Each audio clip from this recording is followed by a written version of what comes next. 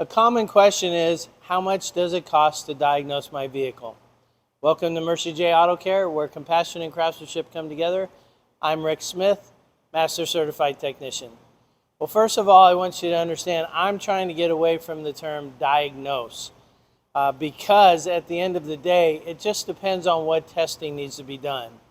And I understand from the consumer's point, we'd like to know a menu price. What's it going to cost no matter what to figure this out? But it's kind of like if you go to the doctor.